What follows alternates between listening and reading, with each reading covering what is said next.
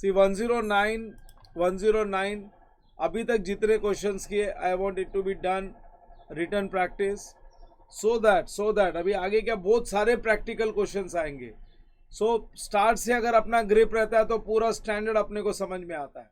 109 में अभी तक मैंने क्या शुरू किया, अकाउंटिंग फॉर फाइनेंशियल एसेट्स, और फाइनेंशियल एसेट्स को मैंने 3 पार्ट में डिवाइड किया है। I have divided financial assets in 3 parts. ये प्रैक्टिस के बिना आगे नहीं बढ़ना चाहिए। 3 पार्ट्स में क्या डिवाइड किया है, in the form of debt instrument, in the form of equity instrument, in the form of derivatives. If I talk about financial assets, अगर मैं बात करूं financial assets in the form of डेप्ट instrument, so डेप्ट instrument में कौन सा अपने को अप्लाई होता है, मैंने तुमको हिंट दे रखा है, interest plus principal plus hold. अगर ये आएगा तो बिजनेस मॉडल नंबर 1, क्योंकि डेप्ट इंस्ट्रूमेंट में 3 बिजनेस मॉडल्स के हिसाब से अकाउंटिंग होगी। Interest plus principal plus hold होगा तो अमोर्टाइजेशन मेथड, और अमोर्टाइजेशन मेथड कुछ नहीं, हायर परचेज जो करते थे वही है। हायर परचेज में आज अगर एक एसेट खरीदते तो हम बोलते हैं asset account debit to creditor for asset, asset account debit to creditor for asset. अगर मैं बात करूं फिर उसके बाद में ये फर्स्ट इनिशियल रिकॉग्निशन की एंट्री हो जाती है, एसेट खरीदना।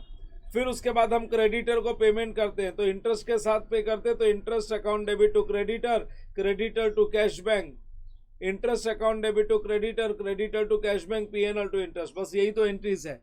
यहाँ पे हम लोग एक एसेट खरीदते हैं और लास्ट में हायर परचेज में लाइबिलिटी जीरो हो जाती है, तो इसमें भी जीरो हो जाएगी, इसमें वो एसेट जीरो हो जाएगा। अगर फाइनेंशियल एसेट की बात करूँ, अमोर्टाइजेशन मेथड लाइबिलिटी में भी आएगा, लाइबिलिटी में भी आएगा। सबसे पहले देखो हम लोग क्या करते हैं, इनिशियल रिकॉग्निशन करते हैं, और initial recognition investments account debit to bank, हमने खरीद लिया investments in debentures to bank. अब ये इन्वेस्टमेंट्स जो इंटरेस्ट देगा उसकी अकाउंटिंग करेंगे, और फिर उसके बाद में अगर इसमें तो बीच में कोई कलेक्शन नहीं है, इंटरेस्ट का ही कलेक्शन है। सो अब मेरी एंट्री आ जाएगी, सबसे पहले इन्वेस्टमेंट्स टू बैंक, ये हो गई पहली एंट्री। फिर उसके बाद में इन्वेस्टमेंट्स टू इंटरेस्ट, क्योंकि अपना इन्वेस्टमेंट्स है तो उस पर इंटरेस्ट की इनकम आएगी। इन्वेस्टमेंट्स टू इंटरेस्ट, फिर जैसे कलेक्शन ऑफ इंस्टॉलमेंट होता है bank account debit to investments, और फिर इंटरेस्ट पीएनएल में जाएगा तो इंटरेस्ट टू पीएनएल। अरे सेलर की बुक्स होती थी ना हायर परचेज में, उसमें बोलते थे debtors to sales, debtors to sales, पहली एंट्री आती थी डेटर्स टू सेल्स, फिर डेटर्स टू इंटरेस्ट, फिर कैश बैंक टू डेटर्स, फिर इंटरेस्ट टू पीएनएल। बस यही एंट्रीज है। पहली entry initial recognition debtors to sales की जगह पे आ गया investments account debit to bank, investments account debit to bank. वो इन्वेस्टमेंट्स मेरा डेटर है, वो रिसीवेबल अकाउंट है, वो रिसीवेबल है, आगे जाके वो इन्वेस्टमेंट्स का ही पैसा वापस आने वाला है ना। इन्वेस्टमेंट्स इन डिबेंचर्स मींस ये लोन रिसीवेबल है। So investments account debit to bank, ये हो गया इनिशियल रिकॉग्निशन। और इनिशियल रिकॉग्निशन कैसे करना है, फेयर वैल्यू प्लस और minus transaction cost, fair value plus और माइनस ट्रांजैक्शन कॉस्ट। और एक बार ये हो गया, उसके बाद में इंटरेस्ट की एंट्री आएगी, इंटरेस्ट की entry and of the year में, इंटरेस्ट की एंट्री इन्वेस्टमेंट्स टू इंटरेस्ट, लेकिन ये इंटरेस्ट आईआरआर की रेट पे। और आईआरआर कैलकुलेट करने के लिए क्या करने का, अगर आईआरआर प्रॉब्लम में नहीं दिया हुआ है तो हम लोग आईआरआर इस तरीके से कैलकुलेट करेंगे। हम लोग inflow net value, net present value of inflow and outflow जो रेट से सेम होता है वो अपनी आईआरआर की रेट है। सो हम लोग ने पहले क्वेश्चन में इनफ्लो देखा था 15,000 का इंटरेस्ट जो रिसीव्ड होगा वो तो एक्चुअल नॉमिनल वैल्यू पे एक्चुअल रेट से होएगा। फर्स्ट ईयर में 15,000 रुपये आया, सेकेंड ईयर में 15,000, थर्ड ईयर में 15 प्लस 1,15,000 रुपये आ गया। और उसके लिए दो मैंने इंटरेस्ट रेट ली, 10%, 15%, क्योंकि मेरा आउटफ्लो था 1,22,000। तो ये अगर इनफ्लो भी 1,22,000 हो जाए, ऐसी कोई रेट ऑफ इंटरेस्ट जिससे ये इनफ्लो 1,22,000 हो जाए, तो वो मेरी आईआरआर की रेट होगी। मैं हमेशा 10% और 15% ले लेता हूँ और फिर फॉर्मूला अप्लाई करके आंसर आ जाता है। सो 10% पे 15%, दोनों से प्रेजेंट वैल्यू निकाली, दोनों से प्रेजेंट वैल्यू निकालने के बाद देख लिया ना तो फर्स्ट ना सेकंड किसी से भी मेरे को 1,22,000 नहीं आया, तो मैंने ये फॉर्मूला यूज कर लिया आईआरआर का। और एक बार आईआरआर का फॉर्मूला यूज किया, उससे मेरे को आईआरआर की रेट मिल गई 6%। Once I got the rate, उसके बाद में अकाउंटिंग कर ली, वही हायर परचेज की accounting. Investments account debit to bank, investments account debit to bank, फिर एंड ऑफ द ईयर में इन्वेस्टमेंट्स टू इंटरेस्ट, लेकिन ये आईआरआर की रेट पे।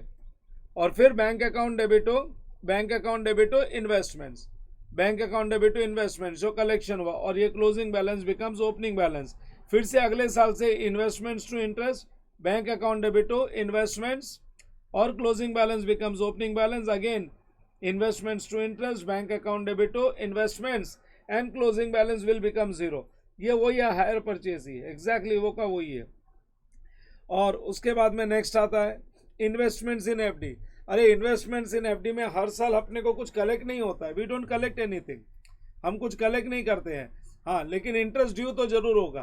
पहले investments in FD to bank, 1 lakh रुपए की एफडी है, investments in FD to bank, कोई ट्रांजेक्शन कॉस्ट नहीं है। और फिर उसके बाद में एंड ऑफ द ईयर में investments in FD to interest. हाँ, यहाँ पे bank account debit to investments in FD नहीं बोलोगे, क्योंकि सीधा मैच्योरिटी पे 3 साल के बाद पैसा मिलेगा। तो पहली एंट्री आ गई इन्वेस्टमेंट्स टू बैंक 1 लाख, फिर उसके बाद एंट्री आ गई investments to interest.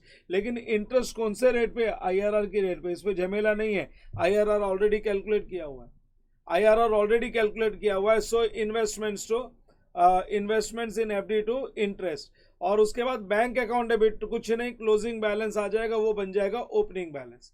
Second year में भी वही entry, investments account debit to interest, जो भी क्लोजिंग, जो भी अपने को बैलेंस है ओपनिंग बैलेंस, उस पर इंटरेस्ट कैलकुलेट कर लो, कोई कलेक्शन नहीं है, closing balance becomes opening balance. और थर्ड ईयर में अपने को पूरा पैसा मिलने वाला है, और कितना पैसा मिलने वाला है? 1,60,000 रुपये मिलने वाला है। सो थर्ड ईयर में अपनी एंट्री आ जाएगी। मैं इंटरेस्ट को बैलेंसिंग फिगर लेता हूँ, क्योंकि वो थोड़ा बहुत फर्क आ जाता है। हम लोग 2 डेसिमल लेते, ऑल डेसिमल्स नहीं लेते। सो अपनी एंट्री आ जाएगी bank account debit to FD, और interest will be taken as balancing figure. ये अपने थर्ड ईयर की एंट्री है, this is the entry for third year. देख लो, ये रही अपने 3 साल की एंट्रीज, 3 साल के ट्रांजैक्शन। पहले आ गया investments in FD account debit to bank, फिर उसके बाद में investments in FD to interest. हाँ, bank account debit to investments in FD कुछ नहीं है। This closing balance will become opening balance. फिर से इंटरेस्ट ड्यू किया, और कोई कलेक्शन तो है नहीं, closing balance becomes opening balance. और लास्ट ईयर में पहले कलेक्शन कर लिया 1,60,000, इंटरेस्ट को बैलेंसिंग ले ली, इंटरेस्ट कैलकुलेट नहीं किया, क्योंकि अमोर्टाइजेशन मेथड में लास्ट में लाइबिलिटी जीरो हो जाती है। अच्छा, फिर उसके बाद में आ गया लोन गिवन। ये बहुत अच्छा क्वेश्चन है, ये वाला क्वेश्चन बहुत ही अच्छा क्वेश्चन है। लोन वाला जो क्वेश्चन है, यहाँ से तो कल का लेक्चर, लास्ट लेक्चर शुरू किया था मैंने। This is a very good problem, loan वाला। और इसमें क्या है ना, थोड़ा ध्यान रखना पड़ता है, ट्रांजैक्शन कॉस्ट प्लस और माइनस बोला था ना, तो इसमें माइनस हो जाता है। क्यों? क्योंकि हमने 4,80,000 का लोन दिया था, और हमने ट्रांजैक्शन कॉस्ट भी पे किया था 20,000, लेकिन सामने वाले पार्टी ने ट्रांजैक्शन कॉस्ट अपने को वापस दे दिया, वो 20,000 अपने पास वापस से आ गया, बिकॉज वो 20,000 वापस से आ गया, तो अपना तो 4,80,000 ही लगा। तो यहाँ पे ट्रांजैक्शन कॉस्ट मैंने माइनस कर दिया, एंड 4,80,000 का इन्वेस्टमेंट बुक कर लिया। और सामने वाली पार्टी अपने को 4,80,000 को 5 इंस्टॉलमेंट में दे रहा है, 1 2 3 4 5, और रिड्यूसिंग बैलेंस मेथड से इंटरेस्ट दे रहा है। ये रहा रिड्यूसिंग बैलेंस मेथड से इंटरेस्ट, और साथ में हर बार अपने को प्रोसेसिंग फीस भी दे रहा है। लास्ट में हम लोग खुश होके उसको as a good customer 10,000 rupees का इंसेंटिव दिया हमने। तो क्या है, 5,000 हमारा प्रोसेसिंग फीस आता है, 10,000 हमने दिया, सो अपना नेगेटिव 5,000 हो गया। तुम बोलोगे सर इसमें interest plus hold plus maturity किधर आई? आपने बोला था बिजनेस मॉडल नंबर 1 में तो ऐसे होना चाहिए, interest plus principal plus hold till maturity, interest plus principal plus hold till maturity. तो बिजनेस मॉडल नंबर 1 अप्लाई होएगा। यहाँ पे तो हर बार प्रिंसिपल आ रहा है, यहाँ मैच्योरिटी किधर है? सर मैच्योरिटी तो 5 साल के बाद होनी चाहिए थे। समझा क्या मेरा क्वेश्चन? मैं क्या बोल रहा हूँ इधर? इधर अभी नहीं समझेगा, तुमको थोड़े दिन के बाद में डाउट आएगा, सर ये तो 5 साल पूरा अगर होल्ड करता तो business model number 1 amortisation method apply होना चाहिए था। तो मैं ये मानूंगा कि हर एक इंस्टॉलमेंट है ना, उसकी लाइफ 1 ईयर ही है। मतलब फर्स्ट ईयर में एक की मैच्योरिटी, सेकेंड ईयर में दूसरे की maturity, interest plus principal plus interest plus hold 1 साल। सो जो मैंने 5 डिवीजन किया है ना, तो वो 5 अलग अलग मैं उसको इन्वेस्टमेंट्स मानूंगा। हर एक की मैच्योरिटी 1 साल की है। Interest plus principal plus hold, maturity 1 साल का हो गया कलेक्शन। सेकेंड का मैच्योरिटी 1 साल का हो गया कलेक्शन। बच्चों समझा क्या? क्योंकि इसमें तुमको आगे डाउट आ सकता है, you will think that sir हर साल मैच्योर तो इसके 5 साल के बाद होनी चाहिए थी। Maturity should have taken place after 5 years, but हर साल प्रिंसिपल आ रहा है तो किधर होल्ड हो रहा है? हर साल तो कलेक्शन होते जा रहा है. सो हर इंडिविजुअल की मैच्योरिटी में 1-1 साल की मानूंगा. इंडिविजुअल पार्ट की मैच्योरिटी मतलब 1/5 बोला है ना, तो 4,80,000 का 1/5, तो हम लोग 5 पार्ट में मैच्योरिटी करें और हर एक पार्ट की लाइफ है 1 year. हर एक पार्ट की लाइफ, पूरे की लाइफ 5 years नहीं है, इसको 5 पार्ट में डिवाइड कर दिया इन्वेस्टमेंट्स को, एंड हर एक पार्ट की लाइफ है 1 year. So that's the reason we follow amortisation method here also. फिर एक बार अपने को ये इंस्टॉलमेंट मिल गया, इसकी प्रेजेंट वैल्यू IRR नहीं दे रखा था, तो वही 10% 15% से हम लोग ने इसका IRR कैलकुलेट किया और वो IRR से इंटरेस्ट ड्यू किया. बस फिर अकाउंटिंग वही हायर परचेज की, investments account debit to bank, फिर investments to interest, cash bank to investments, closing balance becomes opening balance. वो ओपनिंग बैलेंस पे नया interest due, investments to interest, फिर बैंक अकाउंट डेबिट. और बैंक अकाउंट क्या, ये है ना इंस्टॉलमेंट. बैंक अकाउंट यही तो है, जो इंस्टॉलमेंट है यही तो है. So bank account debit to investments, फिर closing balance becomes opening balance. So ये तरीके से अपनी अकाउंटिंग चलती है. और साथ में फिर आ गया फॉरगिवेबल लोन. इसके बाद में मैंने तुम लोगों को करवाया फॉरगिवेबल लोन. देख लो ये आ गया, ये अपना एडवांस टू स्टाफ है ना, ये फॉरगिवेबल लोन है. अरे सस्ता कंसेशनल प्राइस पे जब हम लोग लोन देते हैं ना, कंसेशनल प्राइस पे जब लोन देते हैं, एडवांस गिवन टू स्टाफ, मैंने 1 लाख रुपए का एडवांस दिया है और मार्केट में रेट चल रहा है 8%, और अगर मैं 2% ही इंटरेस्ट कलेक्ट कर रहा हूं तो 1 लाख का 2% सिर्फ 2,000 रुपये आ रहा है.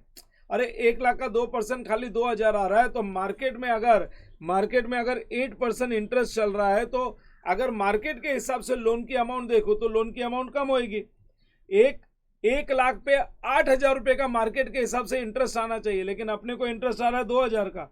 सो 2,000 इंटू 1 लाख डिवाइड बाय 8,000 करेंगे तो पता चलेगा ये अपने को 25,000 के लोन का इंटरेस्ट आ रहा है. 25,000 के लोन का ही इंटरेस्ट आ रहा है. आज 25,000 रुपये मैं मार्केट में किसी को दूं और 8% ब्याज लूं तो 2,000 रुपये आता है. समझे कि नहीं? 8% ब्याज, 8% समझ, 25,000 इंटू 8% करेंगे तो देख लो 2,000 रुपये आता है. मतलब एक्चुअली मैं अगर लोन की वैल्यू देखूं तो 25,000 रुपये है, लेकिन मैंने दिया कितना, 1 लाख रुपया दिया है, तो उसके ऊपर का जो एक्स्ट्रा अमाउंट है that is staff welfare expense. ये तो ऐसा एक ओवरव्यू बताया है, लेकिन हम कैलकुलेट ऐसे 25 और 75 नहीं होता है. कैलकुलेट करते समय फेयर वैल्यू ऑफ लोन निकाला जाता है. और उस ये वाले क्वेश्चन में जो मार्केट रेट ऑफ इंटरेस्ट है वो IRR का काम करती है. Market rate of interest is our IRR. तो देख लो यहाँ पे हम लोग ने एडवांस गिवन है 1 लाख. इसकी पहले फेयर वैल्यू निकाली है क्योंकि कंसेशनल प्राइस पे है, क्योंकि ये 1 लाख में स्टाफ वेलफेयर एक्सपेंस छुपा हुआ है. कभी भी कंसेशनल प्राइस पे अगर अपने को ग्रांट मिलता है गवर्नमेंट से तो उसमें ग्रांट छुपा हुआ होता है, उसकी फेयर वैल्यू निकालते हैं, जो डिफरेंस आता है उसको गवर्नमेंट ग्रांट बोलते हैं. मैंने बोला था वो भी प्रैक्टिस करने के लिए, साथ में अब इसके साथ में वो भी प्रैक्टिस होगा. बिफोर प्रैक्टिस ना फर्दर लेक्चर्स ना इंडियस 12, कुछ नहीं. Before practice you can not do anything else. I want it to be done. तुम्हारी रिटर्न प्रैक्टिस होनी चाहिए, क्योंकि रिटर्न प्रैक्टिस होने के बाद में आगे के लेक्चर के लिए कॉन्फिडेंस बढ़ जाता है. और उसके बाद में भी तुमको साथ साथ में प्रैक्टिस करना चाहिए. मैं इतना करा के भेजता हूँ, डिफिकल्ट बोल के छोड़ के आ जाते हो. इतना सारा करा के भेजता हूं मैं, कितने सारे क्वेश्चंस कराता हूं. You have to do writing practice. फिर ये भी बोलते हो सर आप बहुत सारे क्वेश्चंस कराते हो. अरे करो, राइटिंग प्रैक्टिस करो. बहुत सारे क्वेश्चंस करने का मतलब क्या है ना, अपना हाथ चलने लगे.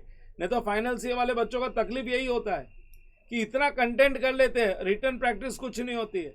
फिर मार्क्स आता है 50 के नीचे आता रहता है, 30s में भी आते हैं, 45, 46. इतना करके क्या फायदा? इतना करके भी अगर उतना ही लाना है तो नहीं करे भी उतना आ जाता है. So you have to do writing practice, then only you will get good marks. देख लो ये वाले प्रॉब्लम में अपन ने फेयर वैल्यू कैसे निकाली. फेयर वैल्यू निकालने के लिए देख लिया, पहले साल में इनफ्लो 25, 25, 25, ये तो प्रिंसिपल है, ये इंटरेस्ट का inflow, and this is the total inflow. लेकिन ये इनफ्लो जो आया है, मैं ये मानूंगा कि अगर 8% मार्केट रेट ऑफ इंटरेस्ट के हिसाब से ये इनफ्लो आया होता तो लोन अमाउंट क्या होता. तो 8% रेट ऑफ इंटरेस्ट से मैं इसको डिस्काउंट करूंगा. मैं यही मानूंगा कि ये 8% रेट ऑफ इंटरेस्ट से इनफ्लो आया, जबकि ये इनफ्लो तो 2,000 रुपये 2% के हिसाब से आया है. तो अगर 8% रेट ऑफ इंटरेस्ट के हिसाब से अगर ये इनफ्लो आया होता तो उसकी प्रेजेंट वैल्यू क्या होती. तो इससे क्या है, मेरे को 8% रेट ऑफ इंटरेस्ट के लोन की अमाउंट मिलेगी. This is fair value of loan, जबकि मैंने टोटल एडवांस देके रखा हुआ है 1 लाख रुपया, सो 12,900 स्टाफ वेलफेयर एक्सपेंसेस है। बस एक बार ये मिल गया। फिर अकाउंटिंग हायर परचेज वाली, loan to staff account debit staff welfare expense to bank. मेरी एंट्री क्या बनेगी? Loan to staff account debit staff welfare expense account debit to bank. ये मेरी एंट्री बन गई। Staff welfare expense end of the year में PNL चला जाएगा। और लोन टू स्टाफ की अकाउंटिंग ऐसी बनेगी, loan to staff account debit to interest. और इंटरेस्ट कौन से रेट पे? आईआरआर की रेट पे। यहाँ पे market rate of interest IRR का काम करेगी। सो पहली एंट्री आ गई, staff loan account debit staff welfare expense account debit to bank. और फिर उसके बाद में staff loan account debit to interest at 8% and bank account debit to staff loan. कौन सा बैंक अकाउंट डेबिट? ये है ना 27,000 बैंक अकाउंट डेबिट। सो ये कलेक्शन हो जाएगा, bank account debit to staff loan. फिर उसके बाद में आगे बढ़ेंगे, कलेक्शन के बाद में closing balance will become opening balance. वो ओपनिंग बैलेंस पे फिर से स्टाफ लोन टू इंटरेस्ट, फिर bank account debit to staff loan, वो ये आ गया। अगले साल का closing balance becomes opening balance, बस चलते रहेगा। अच्छा, फर्स्ट ईयर के एंड में स्टाफ वेलफेयर एक्सपेंस पूरा पीएनएल में ट्रांसफर कर देना। देख लो, मैंने फर्स्ट ईयर की तुमको एंट्री करवाई होगी। I have given first years entry, initial recognition, loan to staff, staff welfare expense to bank, ये हो गई इनिशियल एंट्री। और उसके बाद में इंटरेस्ट की entry, loan to staff to interest, interest account debit to PNL, then staff welfare expenses जो है, स्टाफ वेलफेयर एक्सपेंसेस है वो PNL account debit to staff welfare expense. यहाँ पे मैंने कलेक्शन की एंट्री नहीं दी क्योंकि हमने सब्सिक्वेंट रिकॉग्निशन खाली किया था। आगे मैंने कलेक्शन की भी एंट्रीज दे दी है। देख लो, आगे मैंने ये वाला जो प्रॉब्लम सॉल्व किया ना, यहाँ पे जो प्रॉब्लम सॉल्व किया जहाँ पे मैंने सब तुमको सब एंट्रीज दे दी। देख लो, इनिशियल रिकॉग्निशन की दे दी, staff loan staff welfare to bank, फिर staff loan to interest income, शायद कलेक्शन की एंट्री दी, हाँ दी है। देख लो, bank account debit to staff loan, और फिर इंटरेस्ट पीएनएल में जाएगा और स्टाफ वेलफेयर एक्सपेंस जाएगा पीएनएल के डेबिट में। इन शॉर्ट वही हायर परचेस वाली एंट्री, पहले initial recognition, staff loan account debit मेरा डेटर्स अकाउंट है, रिसीवेबल अकाउंट है, staff loan account debit staff welfare expense account debit to bank, फिर एंड ऑफ द ईयर में staff loan to interest, फिर collection के लिए bank to staff loan, फिर उसके बाद में पीएनएल टू इंटरेस्ट, नहीं इंटरेस्ट टू पीएनएल, इनकम है, इंटरेस्ट टू पीएनएल, और इंटरेस्ट टू पीएनएल के बाद में last entry PNL to staff welfare expense. ये पहले ही साल में पूरा राइट ऑफ हो जाएगा, पहले साल में पूरा पीएनएल में चला जाएगा। और सेकेंड ईयर ऑनवर्ड्स इंटरेस्ट की एंट्रीज रिपीट होगी, staff loan to interest, bank to staff loan, closing balance will become opening balance, और वो जो इंटरेस्ट है that will go to PNL, that is interest to PNL. ये entries repeat होती चली जाएगी। सो स्टाफ लोन से रिलेटेड मैंने क्वेश्चन नंबर 1 करवाया था, 2 करवाया था, और ये क्वेश्चन नंबर 3 भी करवाया था, क्वेश्चन नंबर 3 बस यहाँ पे अपन ने करके स्टॉप किया था। So I want this to be done. एक बार ये सातों के साथ क्वेश्चन प्लीज रिटर्न प्रैक्टिस करो, मेरा इंस्ट्रक्शन फॉलो करो, टॉपिक तुम्हारे लिए बहुत इजी हो जाएगा। और जब रिटर्न प्रैक्टिस करते हो साथ में मैं बोलता हूँ फॉरगिवेबल लोन्स भी कर लो, तुम्हारी और अच्छे से प्रैक्टिस होती है, हाथ चलने लगता है, नहीं तो हाथ नहीं चलता है।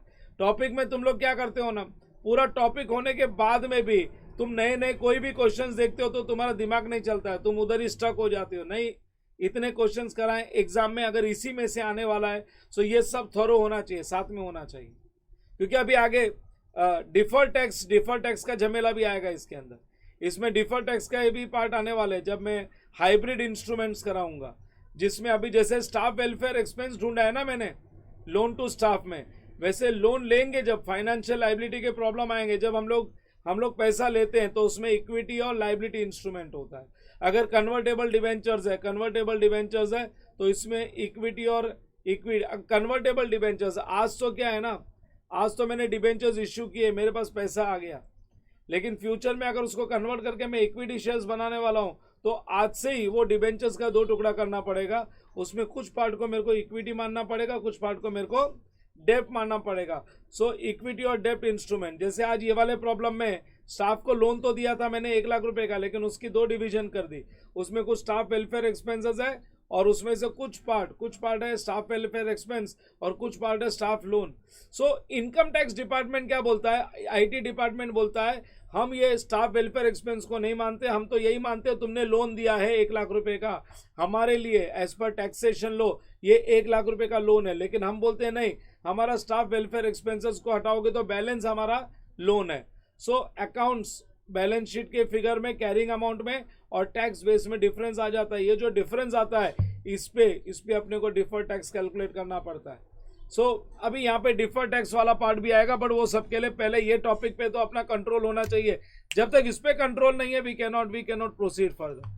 सो इसके आगे I will not proceed unless and until you do writing practice. Please do writing practice, submit the scan copies. This is for all live batch students as well as for recorded batch students. जो बच्चे मेरी recordings देख रहे हैं उनके लिए भी instruction है, पहले प्लीज जितने क्वेश्चंस करवाए वो रिटर्न प्रैक्टिस करो। और एक और काम करना, रिटर्न प्रैक्टिस के बाद में एक बार क्लासिफिकेशन भी गो थ्रू कर लेना। जो मैंने क्लासिफिकेशन करवाया था तुम लोगों को, क्लासिफिकेशन इधर है, देखो I have done classification also. Classification हमने कर रखा, ये रहा यहाँ पे है, मैंने फोल्डर सेपरेट कर दिया उसका, ये रहा अपना क्लासिफिकेशन, देख लो classification. This was the classification. मैंने डे 1 को तुम लोगों को क्लासिफिकेशन सिखाया था।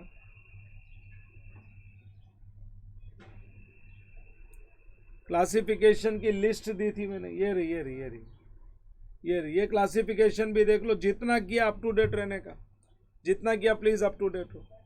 इतना करने के बाद हम लोग आगे बढ़ेंगे तो एक कॉन्फिडेंस लेवल अलग रहेगा।